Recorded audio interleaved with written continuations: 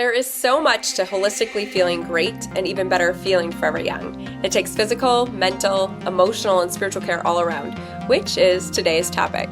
Welcome to the Elle Daily Podcast, better known as the EDP, where we talk about all things to inspire and elevate our lives. I'm your host, Ellen Roars, and so happy you're here.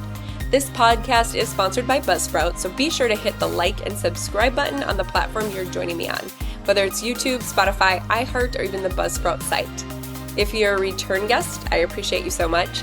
And if you're new, thanks for stopping by.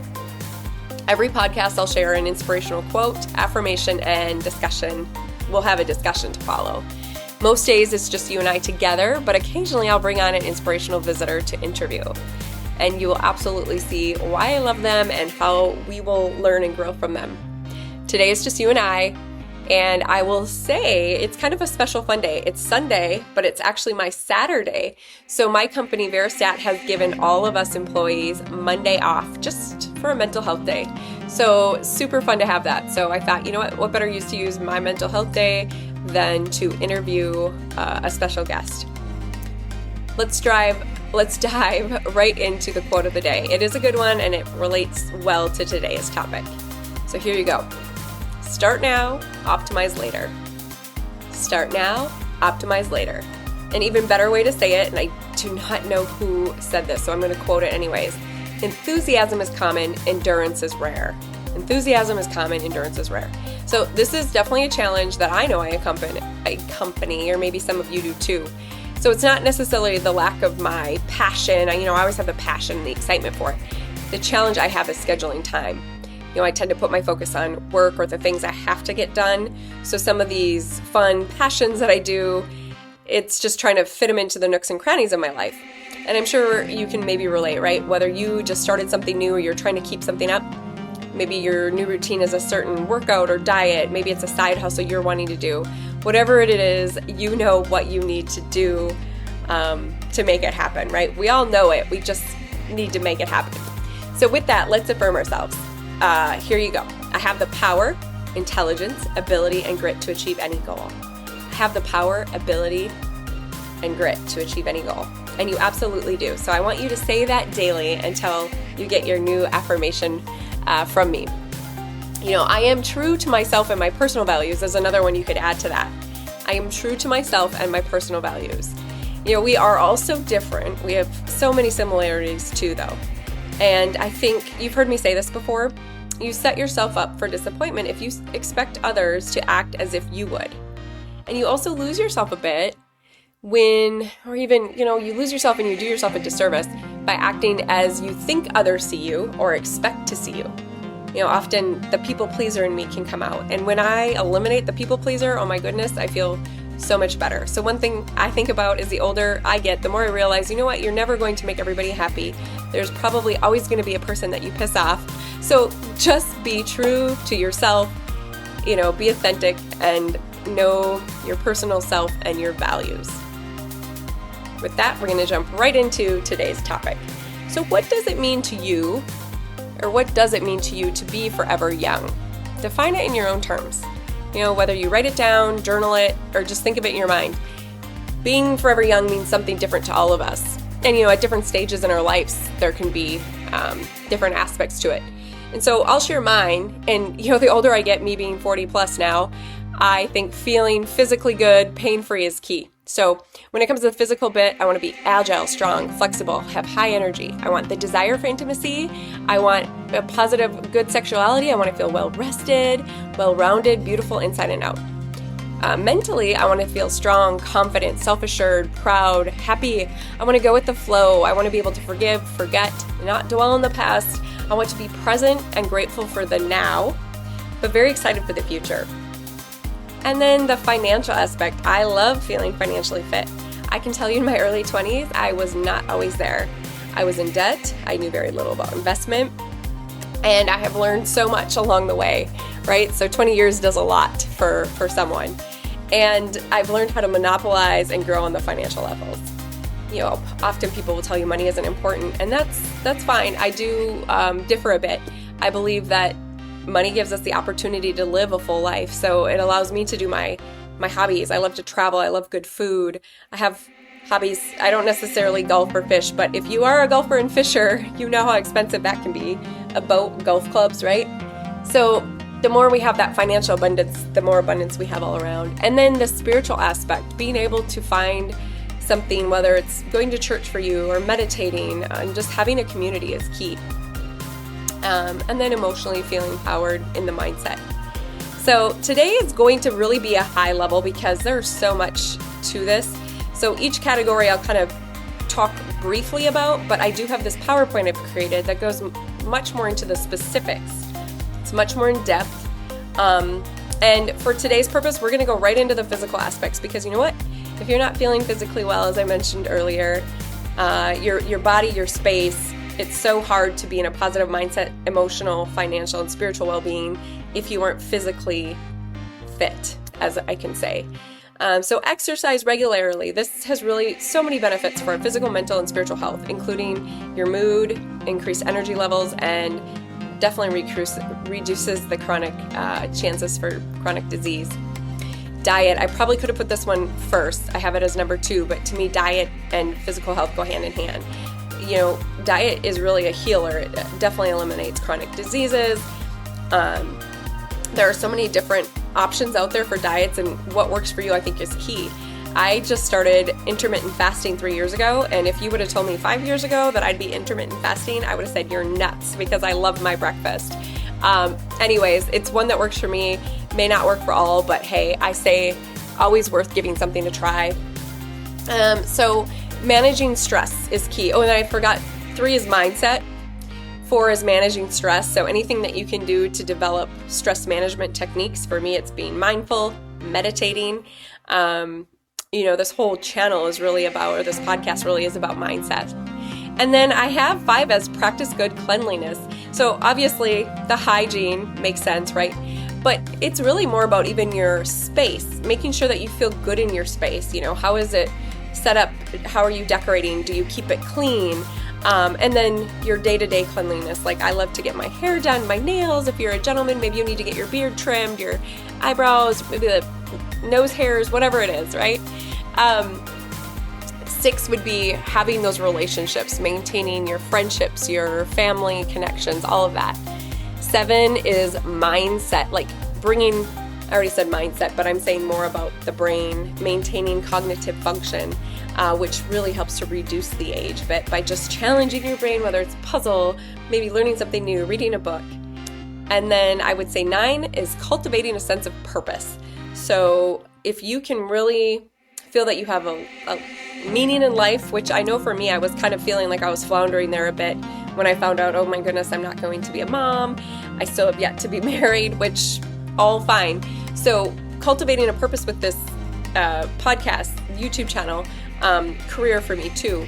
But it's really, finding something that you're passionate about, whether it's volunteering in a community or maybe it is just being a great spouse or a good parent, being active in your kid's life. We all have different passions and purposes. So now let's bring it down more into the top spiritual factors, because I think physical, spiritual, all of that helps to really create the atmosphere, and having those spiritual practices can really help you to improve your beliefs and your values. So practicing mindfulness is absolutely a part of spirituality for me. I can tell you that in my early days, I didn't like to meditate. It's probably only been the last year that I've really gotten into that, but it really helps to reduce my stress and improve my overall well-being. And then gratitude. You hear me talk about gratitude all the time. An attitude of gratitude really helps me to stay away from the negative thoughts and cultivate a positive outlook on life. I would say it's crucial to be grateful. Letting go of attachment. So there's so many things that we can attach ourselves to, whether it's a relationship, what people are going to say. If you hear something negative and you maybe hold on to it. Another example is being able to forgive and forget. Having compassion, that's a huge part of a spiritual aspect. Being able to give love, kindness, and empathy. Having this empathetic heart really helps to understand others. 6, I already said it, but forgiveness. Really practice forgiveness. Don't hold your grudges. Get rid of the negative emotions. It really hurts you when you're holding on to something from the past. The more you can forgive and just forget and know that you're in a good place right now really does help you to move forward. Connect with nature. That's a very spiritual aspect. I just did a YouTube L Daily message today, and I talked about the need for going out in nature. Nurture your positive relationships. Surround yourself around the people that make you happy and that resonate with you, especially as you continue to grow. I always say, when the student is ready, the teacher arrives. And that even comes into people in your life. Like, you meet the right people when you need to meet them. It's pretty cool. And then I would say focus on your personal growth. Really work on your goals. What is important to you, develop and cultivate a sense of purpose. We already said that earlier. What is your meaning in life, and what can you do to continually promote that positive mindset? So let's now drill down a little bit deeper into the emotional and financial. I think all of these go so hand in hand. You heard me say holistic before, and they are. It's a holistic aspect to have all these kind of tessellate together. So being healthy and maintaining a youthful body, mind, and spirit are all a part of emotional and financial. So here you go. Number 1, build and maintain strong relationships. Having these positive relationships with family, friends, colleagues can really support you and reduce stress. They can also give you great ideas for opportunities for professional and financial growth. So I lean on my mentors always. So have a good mentor. Practice good self-care. So physically, mentally, emotionally, all of that coming together. And, having the financial aspect to make it happen, but then also on that physical level, getting enough sleep, eating a healthy diet, exercising, and engaging in activities that bring you joy, and making sure you have time to relax. How do you manage your stress? A lot of times financial aspects can lead to stress. So again, another good reason to get in tune with your financial aspects so you are feeling good and you can develop effective techniques to really enjoy. I even think the more I learn about meditation and some of these things really helps me to develop that healthy place and develop a positive mindset.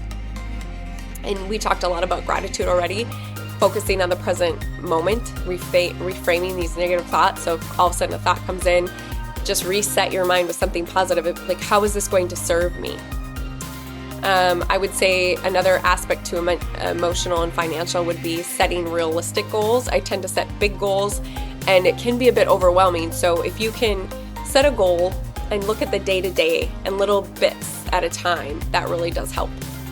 And then we're going now right into 6 being manage your finances wisely. So maybe get a nice financial advisor that you trust, somebody that you can talk to about, what are you investing? Create a budget.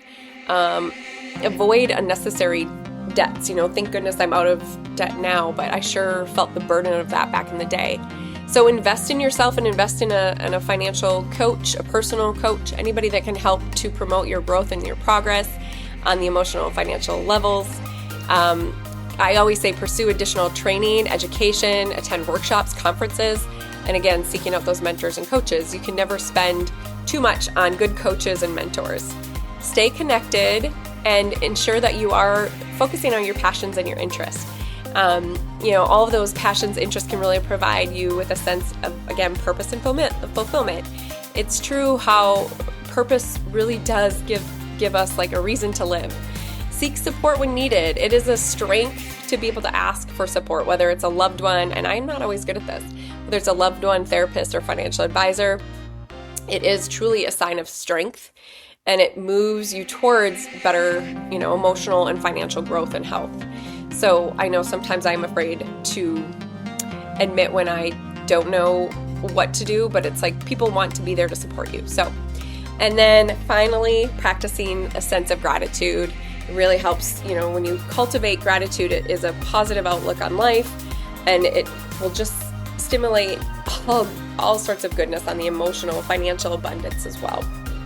So in summary, I know that we breezed through a lot real quick. And again, I dive into the nitty-gritties on each topic. So you can really say, if you want to focus on a specific diet or some of the exercises that work well, or different mindsets and meditations. But again, get enough sleep, get a healthy diet, manage your stress effectively, engage in hobbies and interests that you love, be socially active, practice mindfulness and meditation, cultivate positive relationships, learn new things, stay physically active, And then for that spiritual aspect, to sum that up, to have that positive mind, create a regular spiritual practice, stay disciplined, practice mindfulness. I said that one earlier. Develop a sense of gratitude. That's absolutely a spiritual gift.